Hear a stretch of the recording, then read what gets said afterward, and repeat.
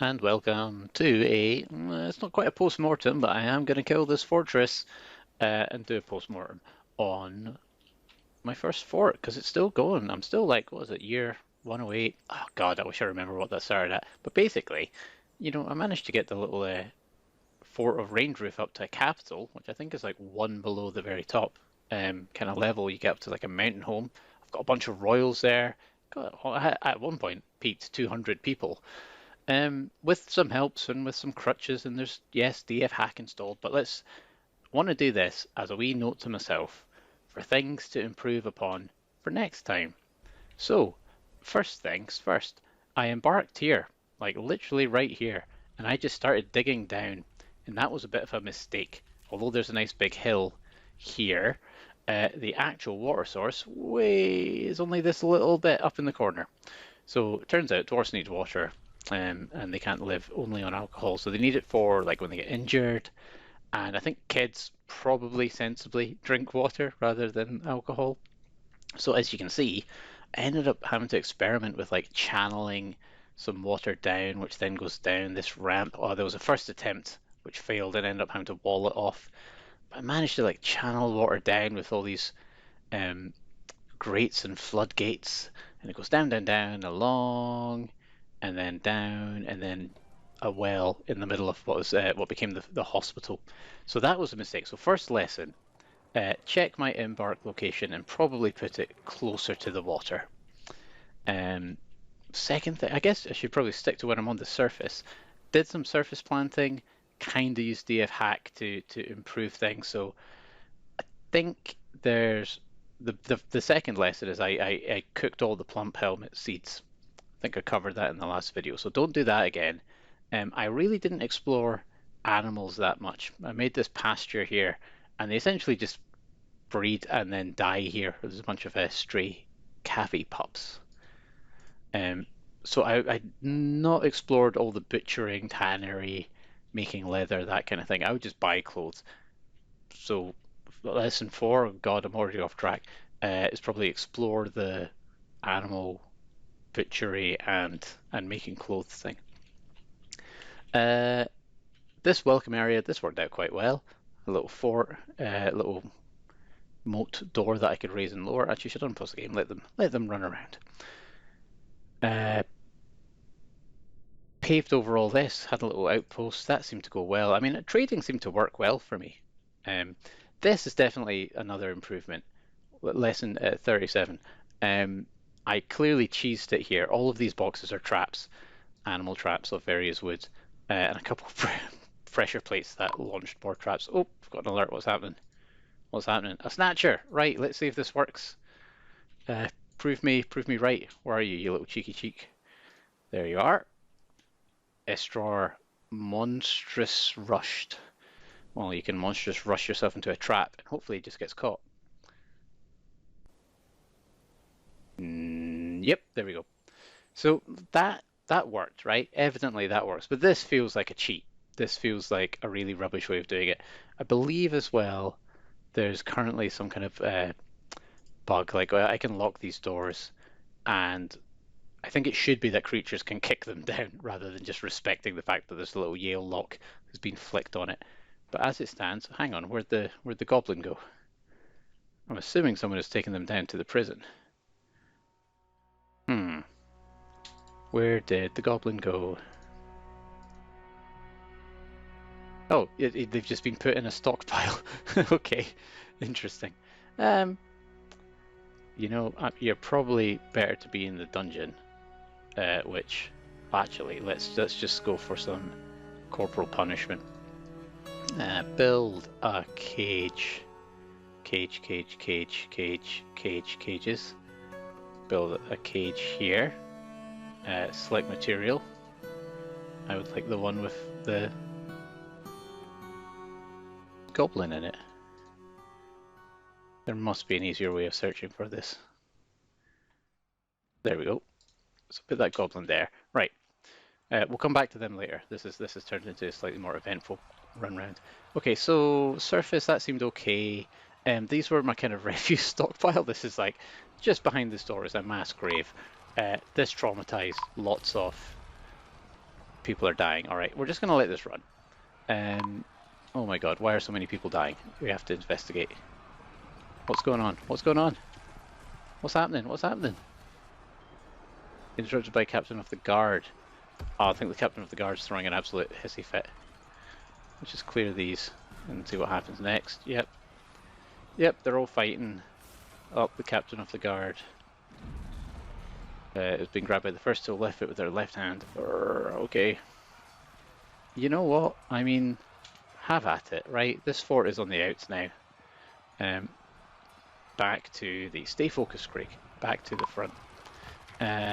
So yeah, mass grave. People got traumatized. I think there's something you could do with like a pet, but that seems okay. I think that the burial stuff, which if I was still playing would now be tested to its limit. This worked well enough. Wow, that's a lot of dead folk. I became paranoid about burying everybody because the ghosts come back if you don't, and I didn't have any necromancers or any cheeky things like that, but I engraved lots of memorials for people. Oh my God, so many dead. Someone should do something about that. What's the petition? It's now the time to build a grand guild hall for the crafts dwarfs. Yes, it is.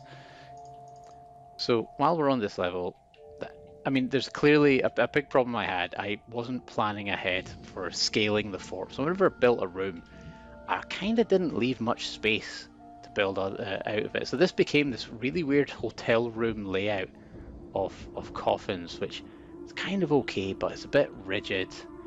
But yeah, especially when we got down, this became the main floor. And judging by its weird expanse, I just scaled stuff out from the center, and my God, it was not efficient. So yeah, lesson 3025, probably use more levels. I really only built over 3 levels, and I did not make a lot of use of it because everything essentially happens there. I was just paranoid about losing track of stuff. But I think that's kind of part of the game. I think I kind of set up these little systems. It's not Roller Coaster Tycoon. I don't need to have it all in my vision. But yeah, massive stockpiles, which were, I think, inefficient and probably slowed things down. I clearly didn't use ores at all. So that's another lesson. Originally, every single workshop was here in this run because I didn't know what they did. And yeah, metalwork. I'd like to do more metalwork next time. If we talk about, let's talk about doors and passageways. You come in this little thin, narrow corridor, and then you go down, and there's only one staircase really that would go down here, and that became a log jam, especially because I just built off tiny corridors. I ended up demolishing all these walls. So yeah, better planning of the main fairways.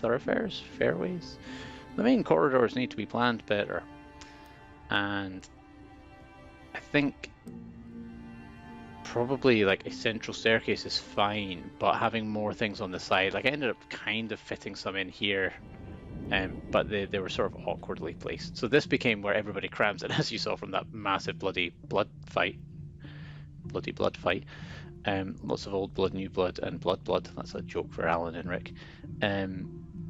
Yeah, this I guess altercations in this area mean there's a lot of upper front teeth scattered on the floor. Oh wow.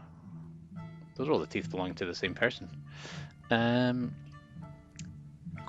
went okay. I set up lots of work orders. Too many recurring work orders, I think. So maybe less work orders that are just blindly going, even though I had like conditions. So this one makes beds, or makes beds when the number of available beds is less than 10.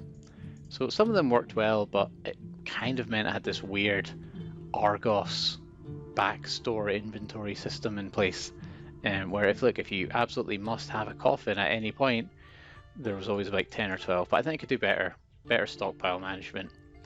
Ended up doubling up lots of the workshops here, closer to that. Worked out well. I mean, the wood stockpile, here's all the wood, craftsmen's workshops. What else? Bedrooms. I mean, the overall design of this I don't like. It's too rigid, it's too stock. I experimented with digging a circle and then didn't know what to put in it. So the bedrooms, yeah, probably scatter the bedrooms over the floors, I think. or do something a bit more interesting. Plan it to be big from the start. Or not big right away, like once I hit maybe 50 dwarfs, just start building for 100. Taverns went okay. I managed to get the drink and food supply under control, mainly by buying stuff until I figured out how to actually farm. But the taverns would attract people, but I think next time really I want to have a fort which is all about taverns and libraries.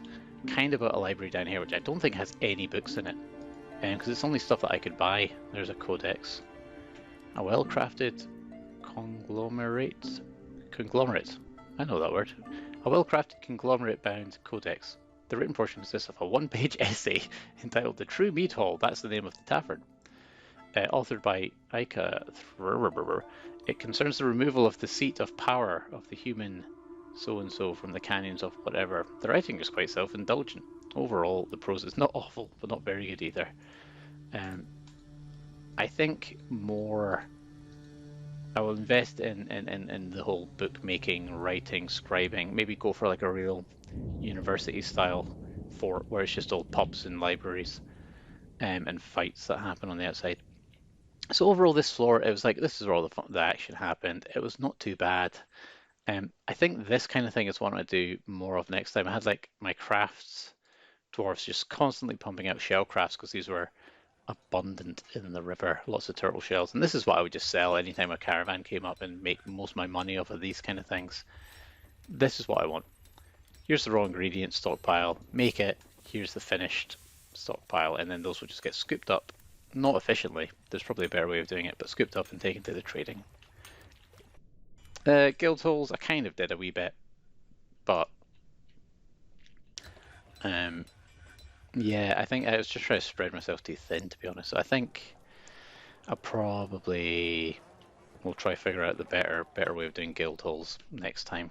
Again, splitting them over floors. I like the idea of a floor does a couple of things. Right, so if we go down a level, that was the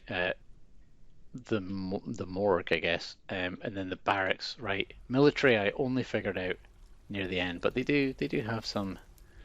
They do have a military now, so invest in the military right away. That's lesson B. Didn't really figure out how to get that archery to work, but hey ho. Like I guess as an example, let's figure out how do we add. We add the goblin here, and then we take our military, and we're just going to bring everybody to the party as they go here. And they've killed them already. Yeah, so swift punishment. Goblin is fighting. The wrestler stabs the goblin thief in the right foot with their iron short sword, tearing apart the muscle through their wolverine leather sandal. Many nerves severed. Goblin falls over. The goblin thief, I must withdraw. They lose hold of their two-humped camel leather hood, lose hold of their bag, and then they just get stabbed in the head. And so endeth the tale of the goblin snatcher. So yeah, military, I managed to get it to work in the end. Figured out this has gone way longer than I wanted. This was meant to be a short bloody thing, right? Let's get rattle on. Barracks, that seemed okay. This was meant to be the start of the royal level because a queen showed up. If I can find them. Profession? God, this game needs more search bars. There's a oh, hang on, there's a better way of getting this. There we go. There's the monarch. There's the queen. Can I get to them from here? Of course you can.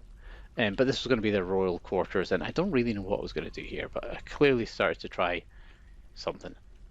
This was, I think, more of this as well. This was you can dig so that you mine out certain ores, whereas really everything the reason why everything is pink is that's rock salt, and that was mainly what was in this area. So as I was channeling out all these massive areas, I had an abundance of rock salt. But that was it. I did not go deep. I'm right at the very end. I started to try dig a stairwell down, but I think I should go way deeper, and didn't even touch the caverns that you can come across in here. What else was there? Oh, I never gathered food on the surface enough. That's an easy way of getting food. It took me ages to realise that. So you got all these flashing bags are just food on the surface. Carrots, they grow on the ground for free. What a scam. Then what else? So yeah, military, I figured it out in the end. The world map I really didn't do much of until the very end. So you can send them out on missions and other um, to other civilizations. These are the goblins below here in these little orange squares. That's my fort. These were where all the wars came from. Probably could have done more in the screen. Only at the end did I start sending them out to like raid certain towns and things, but not really. Didn't really do much of here. Didn't do much on the justice screen. Kind of only came across that near the end, so probably could do something better with that the next time. The noble screen looks a lot worse than it used to be. But at a certain point I had everybody happy, everybody in place with what they need. Yeah. So, I mean, I used DF hack. Let's talk about DF hack. I used this to sort out tailoring. So just this one, auto tailor. It checks the clothing situation in the fort and then makes new clothes or makes them change their clothes if they need to. So lesson the final one is do I already talked about tailoring. Maybe do something different with I mean DF hack was handy for a couple of things like just unsuspending jobs or I didn't use it that much to cheat, I guess. I just, yeah, auto dumping, auto farming. That was the one I used as well when to help me kind of get a grip on what actually was happening. All in all, though, all in all, not too bad job. Why are you all running away? What are you doing? Hang on. Oh, you're gathering plants. Okay, yeah, that's fine. I thought this fort would collapse. I thought it would collapse, but it didn't. Rainedroof held on strong. So I think I'm going to abandon it because next time I'm going to make a whole new world. This was based on the tutorials. I didn't really do much in the way of settings and picking an embarking spot. So I'm going to make a whole new world. We're going to try for some kind of, I think, university campus type of thing with a small military to protect it. But this fort really all in all was all about trading and getting to grips with things, and I think I did. Bloody good game. So let's see, is there any fun way to like cause this whole thing to collapse? Probably not. Maybe I'll do that next time as well. I'll have some kind of giant guillotine style contraption that can end the fort at any point of time. There's a little chameleon body. That's a grim thing to end on. Let's just abandon the fort. Alright. Post-mortem complete. There's all the lessons on the screen, so I've given myself another bloody job to do. See you next time in 35 years.